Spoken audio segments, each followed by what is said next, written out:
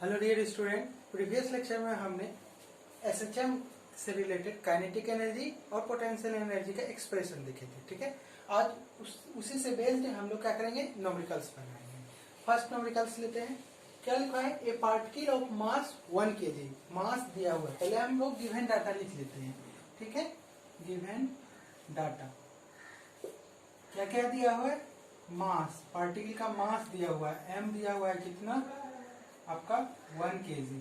क्या कर रहा है, executing SHM of amplitude 0.1 metre. Amplitude दिया हुआ है, एम्पलीट्यूड दिया हुआ है a equal to 0.1 metre such that its kinetic energy at the mean position is 32 into 10⁻⁻² joule. ठीक है, हम लिख लेते हैं kinetic energy at mean position. ठीक है, कितना दिया हुआ है आपका 32 इंटू 10⁻⁻² जूल। ठीक है, तो बोल रहा है find the equation of SHM of the particle if it's initial phase is 45 degree. Initial phase दिया हुआ, इनिशियल फेज लिख देते हैं, मान लेते हैं 5 दिया हुआ, कितना 45 डिग्री। ठीक है, तो अपने को क्या निकालना है, एसएचएम का इक्वेशन निकालना है। ठीक है, तो हम क्या जानते हैं एसएचएम का इक्वेशन, एसएचएम का इक्वेशन क्या हो जाएगा, इक्वेशन क्या लिख सकते हैं, x equal to A sine omega T plus 5, यही बताए थे। ठीक है ना, अब निकालते हैं। अपने को क्या दिया है, ए दिया हुआ है ऑलरेडी 0.1 मीटर, यहाँ पे 5 भी दिया हुआ है, 45 डिग्री इनिशियल फेज दिया हुआ है। ओमेगा क्या है, नहीं दिया हुआ है, तो अपने को क्या करना पड़ेगा, ओमेगा निकालना पड़ेगा। ठीक है, देखते हैं ओमेगा कैसे निकलेगा। तो देखो क्या लिखा है, kinetic energy at mean position is 32 into 10⁻⁻² joule. तो हम लोग क्या जानते हैं, काइनेटिक एनर्जी जानते हैं, हम लोग क्या होता है half M omega square A square minus X square, ये जानते हैं। ठीक है, तो अपना क्या हो जाएगा, हाफ एम ओमेगा स्क्वायर, क्या बोला है, मीन पोजीशन पे। मीन पोजीशन पे क्या होता है, x इक्वल टू 0 होगा, क्या हो जाएगा, half M omega square A square. x equal to 0 होगा ना मीन पोजीशन पे, बताए थे, तो 0 हो गया, तो ये हो जाएगा half M omega square A square. उसका कितना दिया हुआ है वैल्यू आपका 32 इंटू 10⁻⁻² जूल, ये दिया हुआ है इसके इक्वल टू। तो हम लोग आगे देखते हैं, इसको सॉल्यूशन करते हैं। क्या हो जाएगा आपका, इसका सॉल्यूशन करेंगे 32 into 10⁻⁻² equal to half into mass कितना है, 1 kg into omega square into a दिया हुआ कितना 0.1, 0.1 का स्क्वायर। ठीक है, यहाँ तक हो गया।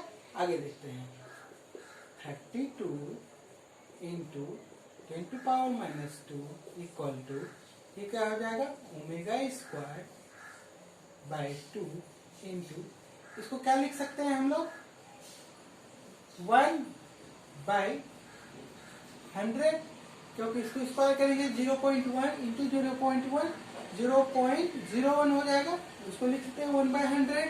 ठीक है, और ये भी क्या है 1/100 है, क्योंकि माइनस लगा हुआ है, क्या हो जाएगा, ये दोनों क्या हो जाएगा, कट जाएगा। लिख ही देते हैं, तब आपको पता चल जाएगा, ओमेगा स्क्वायर बाय 2 इंटू 1/100। तो दोनों इक्वल टू की इस साइड और इस साइड है, तो ये दोनों क्या हो जाएगा, आपका कट जाएगा। तो क्या बचा आपका, 2 इधर जाएगा तो क्या होगा, मल्टीप्लाई हो जाएगा, मतलब 64 इक्वल टू हो गया ओमेगा स्क्वायर। तो ओमेगा इक्वल टू क्या हो जाएगा, √64 क्या होता है, 8 रेडियन पर सेकेंड। ठीक है, क्लियर हो गया यहाँ तक।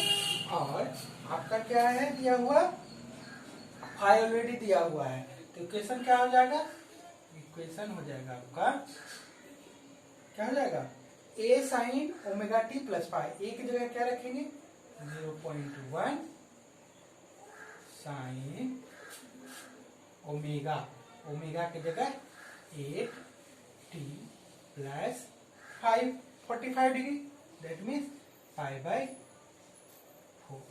यही आपका क्या हो जाएगा आंसर। क्लियर है? ये आपका आंसर होगा। क्लियर है? तो यहाँ तक आप नोट करें, फिर दूसरा प्रॉब्लम बनाते हैं। ठीक है, यहाँ तक नोट किया जाए।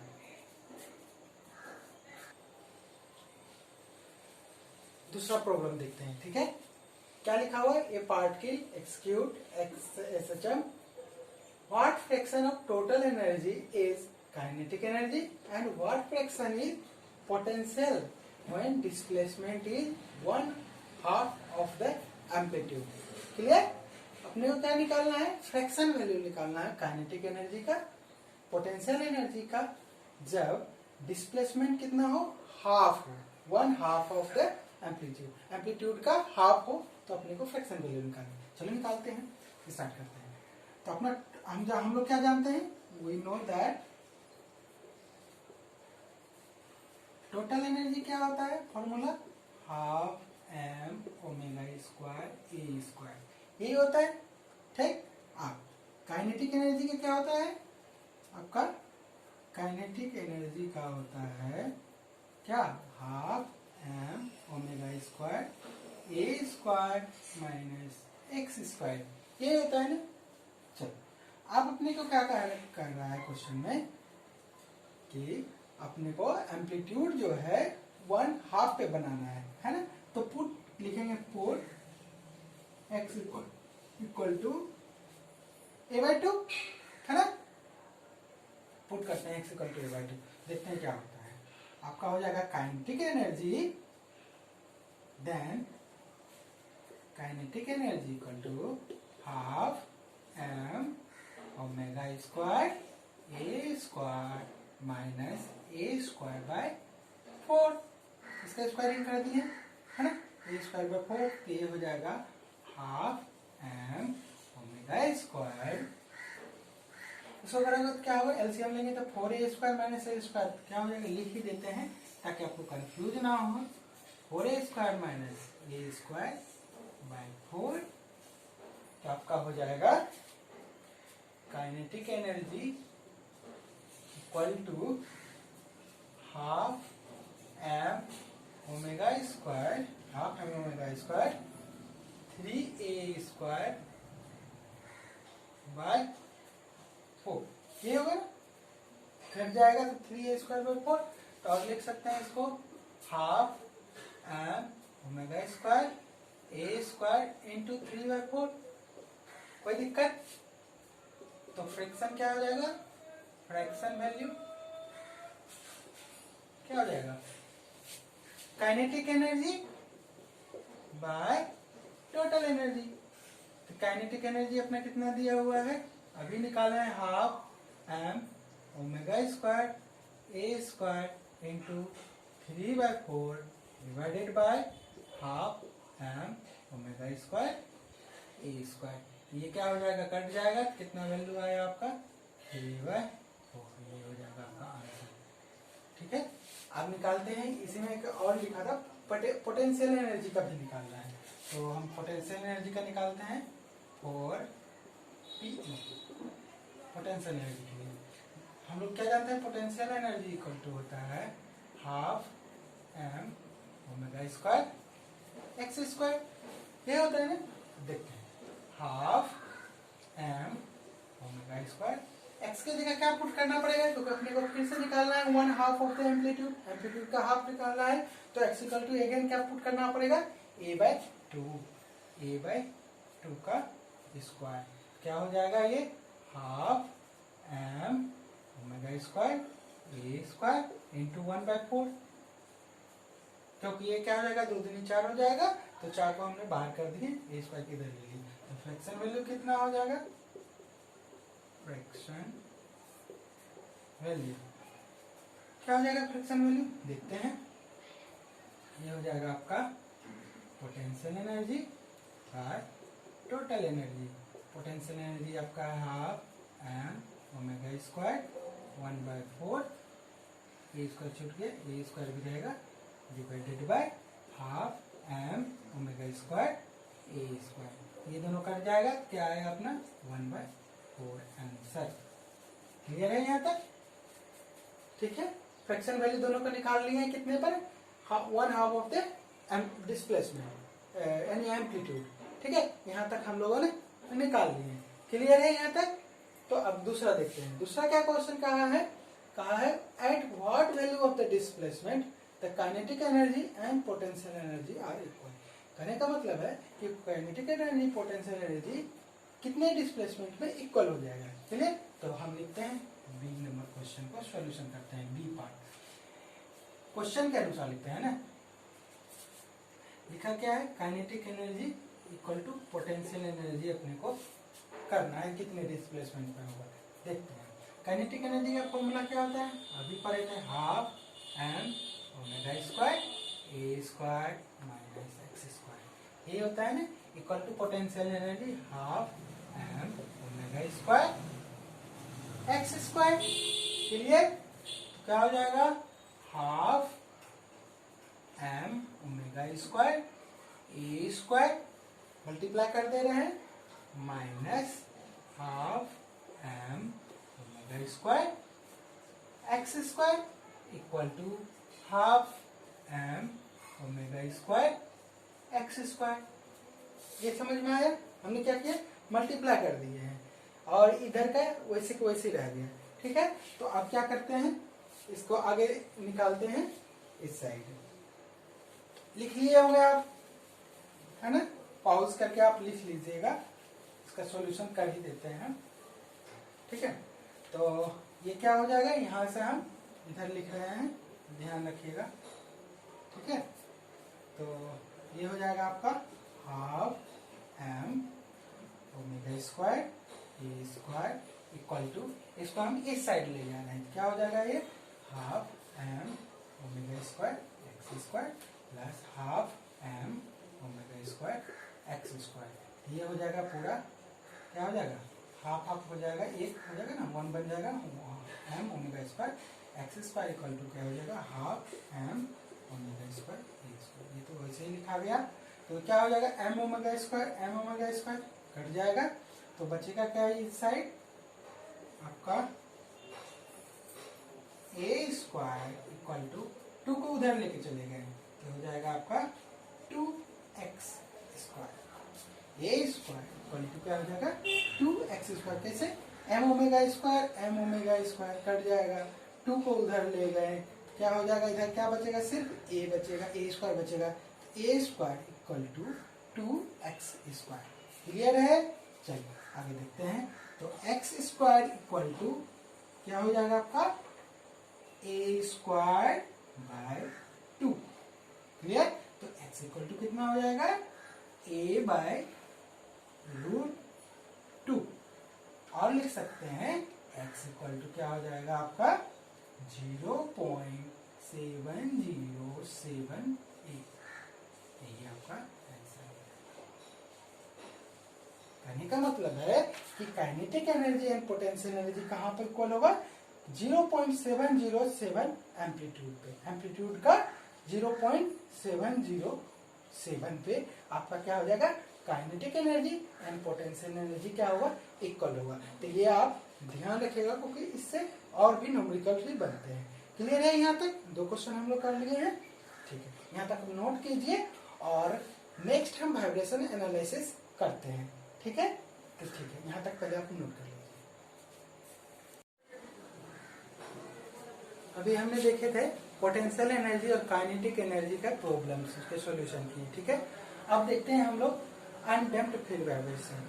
सिंपल हार्मोनिक मोशन में कुछ टॉपिक हमने स्टडी किए हैं, जो कि आपका जैसे सिंपल हार्मोनिक मोशन में अगर 2 वेव मूव कर रहा है तो उसका एडिशन कैसे करते हैं, बिट्स फिनोमेनन क्या होता है, और जब कोई इंस्ट्रूमेंट से अपना वाइब्रेशन का ग्राफ निकालेंगे कि उसका हो सकता है इस टाइप का ग्राफ हो सकता है इस टाइप का ग्राफ हो। ठीक है, तो इसका सॉल्यूशन कैसे करते हैं, तो फोरियर सीरीज से बेसिकली इसका सॉल्यूशन करते हैं, harmonic analysis bye Fourier series. तो वो भी स्केप किए हैं। तो ये तीनों प्रॉब्लम्स देखेंगे। उसके पहले हम थोड़ा वाइब्रेशन एनालिसिस कर रहे हैं, जिसका 3 मेथड है, क्योंकि ये इंपॉर्टेंट पार्ट है, ये भी है इंपॉर्टेंट पार्ट है, इसको हम इसके करने के बाद करेंगे। ठीक है, तो देखते हैं ये तीनों मेथड के बारे में। तो सबसे पहले हम देखेंगे क्या है आपका undamped free vibration. Free vibration उसमें अनडैम्प्ड क्या होता है? फ्री वाइब्रेशन है जब आपका डैम्पर यूज नहीं होगा तो उसको क्या बोलते हैं हम लोग? अनडैम्प्ड फ्री वाइब्रेशन बोलते हैं। ठीक है, डैम्पर यूज नहीं करेंगे। डैम्पर यूज क्यों करते हैं? ताकि आपका जो वाइब्रेशन हो रहा है वो कम हो जाए, क्योंकि रेजिस्टेंस करता है। डैम्पर क्या करता है? रेजिस्ट करता है वाइब्रेशन होने से। तो अनडैम्प्ड फ्री वाइब्रेशन होगा जहां हम वाइब्रेशन सिस्टम में डैम्पर का यूज नहीं करेंगे, तो हो जाएगा अनडैम्प्ड फ्री वाइब्रेशन। क्लियर है? आप देखो इसका एनालिसिस कैसे करते हैं। तो पहले वाइब्रेशन सिस्टम हम लोग क्या करते हैं, किसी चीज का एनालिसिस करने के लिए हम लोग उसका मॉडल बनाते हैं। क्लियर है? सबसे पहले हम लोग क्या करते हैं? मैथमेटिकल मॉडल बनाएंगे वाइब्रेशन एनालिसिस करने के लिए। फिर दूसरा पार्ट होगा आपका कि हम क्या करेंगे, उसका इक्वेशन निकालेंगे। जो आपने मॉडल बनाया है उसका इक्वेशन निकालेंगे by the use of Newton's law, by the use of D'Alembert's theorem. ये सारे यूज करके हम लोग क्या करेंगे? इक्वेशन निकालेंगे। तीसरा काम क्या रहेगा? तीसरा स्टेप रहता है हम लोग क्या करते हैं? इक्वेशन निकालने के बाद उस इक्वेशन को सॉल्व करते हैं। हो सकता है डिफरेंशिएट करना होगा, इंटीग्रेशन करना होगा, जो भी हो। तो उससे हम लोग क्या करते हैं? पहले उस इक्वेशन को हम लोग सॉल्व करते हैं, रिजल्ट निकालते हैं। जब रिजल्ट आ गया तो चौथा स्टेप रहता है आपको उस रिजल्ट को कोरिलेट करते हैं, इंटरप्रेट करते हैं दूसरे रिजल्ट से। क्या ये रिजल्ट सही है या कितना एरर है, ये सारी चीजें। ठीक है, तो ये 4 स्टेप रहता है आपका किसी भी वाइब्रेशन सिस्टम को एनालिसिस करने का। अब इस एनालिसिस में आपका जो मेथड होगा, 3 मेथड आपका। इस सिस्टम को हम लोग इक्वेशन बनाएंगे, इक्वेशन कैसे बनाएंगे और उसको सॉल्व कैसे करेंगे, 3 मेथड हमें लिखना है। पहला लिखे हैं न्यूटन मेथड। न्यूटन मेथड में हम लोग क्या करेंगे? वाइब्रेशन जो सिस्टम होगा उसको हम लोग पार्ट बाय पार्ट करके उसका एफवीडी बनाएंगे, फ्री बॉडी डायग्राम। एफवीडी का मतलब फ्री बॉडी डायग्राम बनाएंगे। उसके बाद न्यूटन लॉ लगाएंगे। ठीक है, न्यूटन से लॉ लगाएंगे, जैसे F is equal to M A करते थे उसी बेसिस पे करेंगे। क्लियर है? ये पहला मेथड जाएगा। दूसरा मेथड है एनर्जी मेथड। एनर्जी मेथड में क्या होगा आपका? तो जो टोटल पोटेंशियल एनर्जी है, potential energy and kinetic energy क्या रहता है? कांस्टेंट रहता है। ठीक है, potential energy plus kinetic energy equal to constant करेंगे एनर्जी मेथड में। और रेले मेथड में क्या करेंगे? रेले मेथड में करेंगे हम लोग क्या कि जो total potential energy at extreme position, total potential energy at extreme position equal to total kinetic energy at mean position. Rayleigh method में करते हैं total potential energy at extreme position is equal to total kinetic energy at mean position. ठीक है ना? यहां तक करेंगे। तो सबसे पहले हम उठाते हैं Newton method. Clear? Newton method देखते हैं, आप नोट कर लीजिएगा तीनों मेथड के नाम। न्यूटन मेथड में देखते हैं, पहला सिस्टम ले रहे हैं हम लोग, स्प्रिंग मास सिस्टम ही जनरली एनालिसिस करेंगे।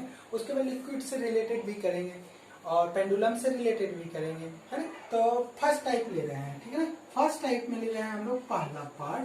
क्या ले रहे हैं? जब आपका स्प्रिंग मास सिस्टम जो होगा वर्टिकली होगा। फर्स्ट ले रहे हैं spring mass system in vertical position. ठीक है, मान लीजिए ये है आपका स्प्रिंग, जिसका स्प्रिंग कांस्टेंट K है, ये मास है, स्प्रिंग कांस्टेंट K। ठीक है, मास स्प्रिंग कांस्टेंट K। जब हम क्या करेंगे, जब मास हम इसमें पुट करेंगे तो ये क्या होगा? पहले इक्विलिब्रियम पोजीशन में आएगा अपने आप, अभी फोर्स लगाए नहीं है। क्लियर? जब मास लगाएंगे तो कुछ इसमें डिस्प्लेसमेंट होगा। स्प्रिंग मान लेते हैं जब मास लगाए हैं तो आपका डेल्टा से डिस्प्लेसमेंट हुआ होगा। डेल्टा का कारण क्या हो जाएगा आपका? मान लेते हैं थोड़ा सा ये पोजीशन था, है ना, इसे थोड़ा सा नीचे दिखा दिया हमने, थोड़ा सा इतना, ताकि ये इक्विलिब्रियम में आ गया, डेल्टा आ गया। ठीक, फर्स्ट टाइम जब हम अभी फोर्स नहीं लगाए, हम सिर्फ मास लगाने के कारण जो के में क्या होगा, एलोंगेशन होगा, वो डेल्टा है। अब क्या किए, अब थोड़ा सा फोर्स लगाएंगे, मानिए फोर्स लगाएंगे तो क्या हो जाएगा, फिर से तीसरा देखते हैं फिगर बना के।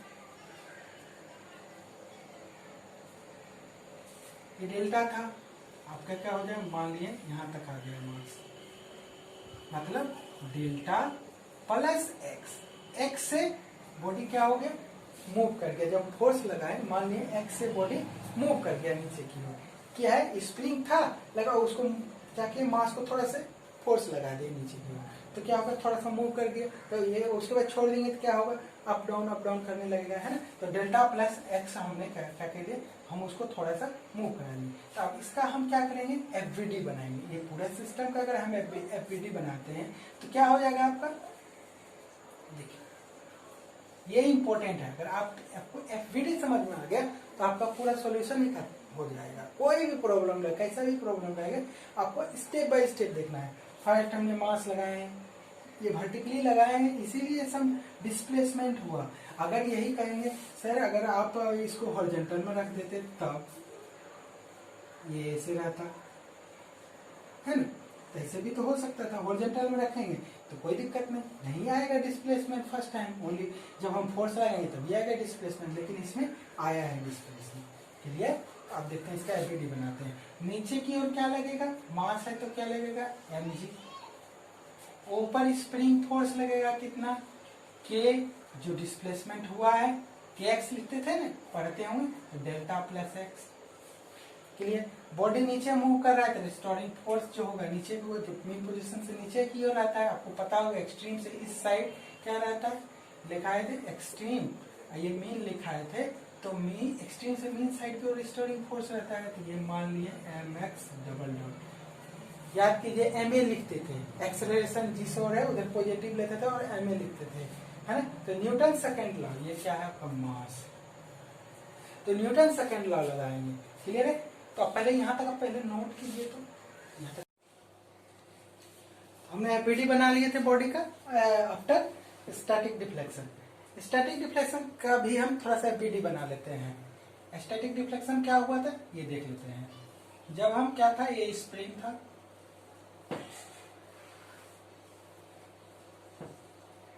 मास क्या हुआ था, जब हम मास लगाए थे तो इक्विलिब्रियम पोजीशन पे आया था, तो मास लगाए तो कुछ जो डिफ्लेक्शन हुआ है बॉडी में, स्प्रिंग में, तो उसको हम लोग क्या बोलते हैं, स्टैटिक डिफ्लेक्शन। ये जो डेल्टा हुआ है जब मास लगाए हैं तो उसको क्या बोलते हैं हम लोग, स्टैटिक डिफ्लेक्शन। तो इसका एफवीडी बनाएंगे जो स्टैटिक डिफ्लेक्शन हुआ था, देखते हैं क्या होता है, वो भी देख लेते हैं क्योंकि आपको काम आएगा। तो ये हो जाएगा मास, ये कितना फोर्स लगाया होगा mg, तो स्प्रिंग फोर्स कितना हुआ होगा k डेल्टा, स्टैटिक डिफ्लेक्शन के कारण। स्टैटिक डिफ्लेक्शन के बाद जब आफ्टर क्या किया हम लोग, x से डिस्प्लेसमेंट दिए, तो डेल्टा प्लस x क्या हुआ, स्प्रिंग फोर्स हुआ है, और ये mg है, और ये आपका क्या है, रिस्टोरिंग फोर्स है, mx। तो न्यूटन सेकेंड लॉ लगाते हैं हम लोग, न्यूटन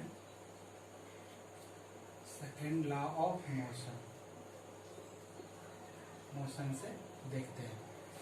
तो क्या हो जाएगा आपका, रिस्टोरिंग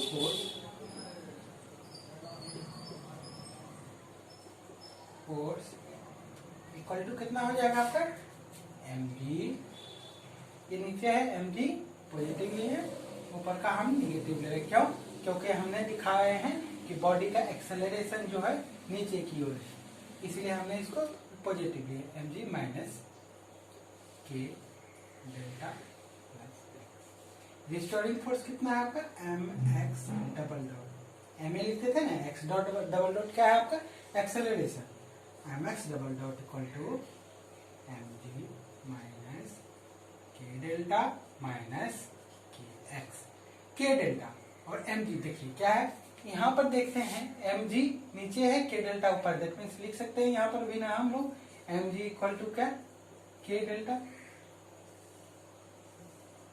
है ना। तो mg equal to k delta है, दैट मीन्स ये दोनों क्या हो जाएगा, कैंसिल हो जाएगा, तो क्या बचेगा, सिर्फ kx, mx double dot equal to हो जाएगा M G minus M G, क्योंकि K delta equal to M G लिख सकते हैं, एम जी माइनस के। ये खत्म हो गया तो बच्चा क्या, M X double dot equal to क्या हो जाएगा, माइनस के एक्स और M X double dot plus K X equal to 0 और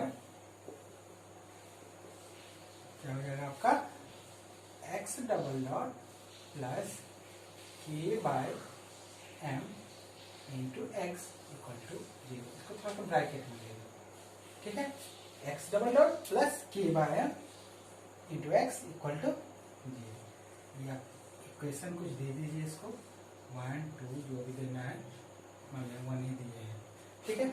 अब देखिए हम सिंपल हार्मोनिक मोशन में देखे थे क्या होता है equation, x equal to A sine omega T.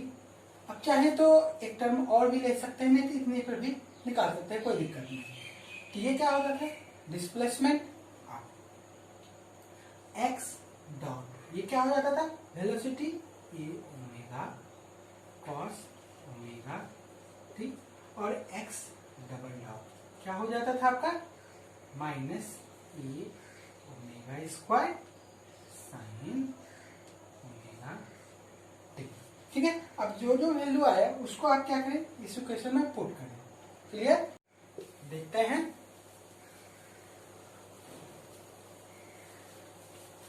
यहां से आके देखते हैं, x डबल डॉट है ना, पुट करते हैं। x डबल डॉट की जगह हम लिख सकते हैं क्या, माइनस ओमेगा स्क्वायर ए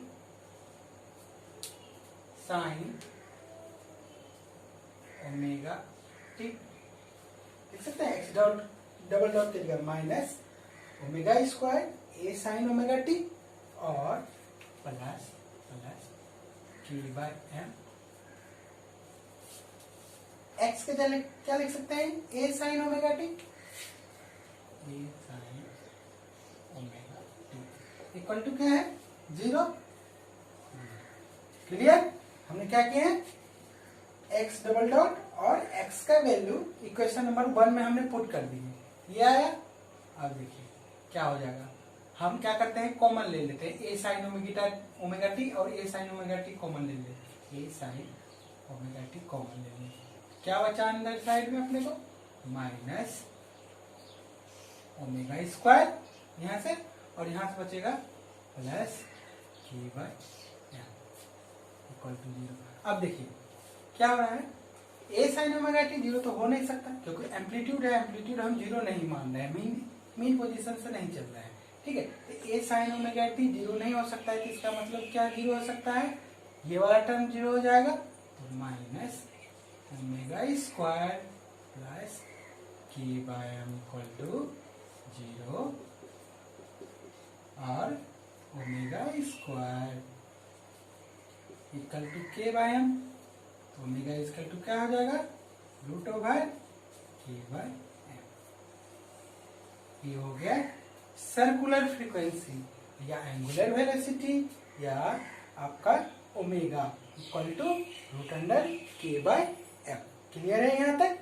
अब अपने को अगर फ्रीक्वेंसी निकालना है, ठीक है, ये ओमेगा आ गया तो आप सब कुछ निकल जाएगा। जैसे अब अपने को अगर फ्रीक्वेंसी निकालना है ना, फ्रीक्वेंसी निकालना है, फ्रीक्वेंसी इक्वल टू क्या होता है, ओमेगा बाय 2 पाई, ये होता है ना।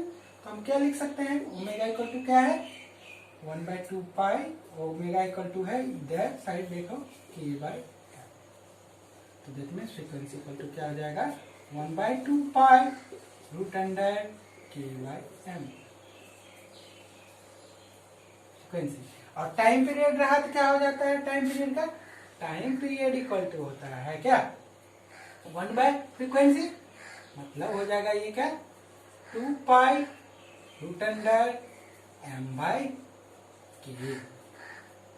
ठीक है, तो ये आप ध्यान रखिएगा, आपका एक्सप्रेशन हो जाएगा frequency equal to 1/2 pi root under K by M, और टाइम पीरियड हो जाएगा 2 pi root under M by K, और सर्कुलर फ्रीक्वेंसी हो जाएगा आपका root under K by M.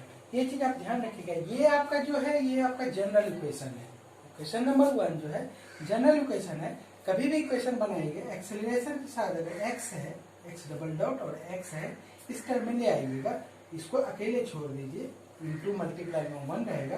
तो यहाँ पर जो रहता है डिस्प्लेसमेंट के साथ जो आपका मल्टीप्लाई हो रहा है, जैसे यहाँ पर k बाय m है, जो भी रहेगा वही आपका क्या देता है, फ्रीक्वेंसी, सर्कुलर फ्रीक्वेंसी, ठीक है। और उसको 1/2 पाई से डिवाइड कर दीजिएगा तो वो फ्रीक्वेंसी दे देगा, नेचुरल फ्रीक्वेंसी आपको मिल जाएगा। क्लियर है यहाँ तक? अगर क्लियर है यहाँ तक पहले आप नोट कर लीजिए। और नेक्स्ट लेक्चर में हम देखेंगे आपका, जब अभी क्या देखे थे स्प्रिंग सिस्टम क्या था, वर्टिकल पोजीशन में था, है ना। अब नेक्स्ट लेक्चर में देखेंगे जब स्प्रिंग सिस्टम आपका हॉरिजॉन्टल पोजीशन पे रहेगा, ठीक है। उसके बाद एनर्जी मेथड भी देखेंगे नेक्स्ट लेक्चर में, और एलआई मेथड, दोनों मेथड उस लेक्चर में हम कंप्लीट कर देंगे, ठीक है। तो यहाँ तक अगर किसी को डाउट हो तो आप कमेंट्स लिखें और अपने फ्रेंड सर्कल में आप इसको शेयर करें और सब्सक्राइब करें, ठीक है। इसके साथ आपका नेक्स्ट हो सकता है आपको एक और सब्जेक्ट का वीडियो आने वाला है आपका, हो सकता है स्ट्रेंथ ऑफ मटेरियल का ही फॉर्मूला आएगा, फुल्ली फॉर्मूला आपका एक साथ रिवीजन कराएंगे। क्लियर है? तो पहले आप यहाँ तक नोट कर लीजिए और नेक्स्ट लेक्चर में मिलते हैं। थैंक यू, नेक्स्ट में।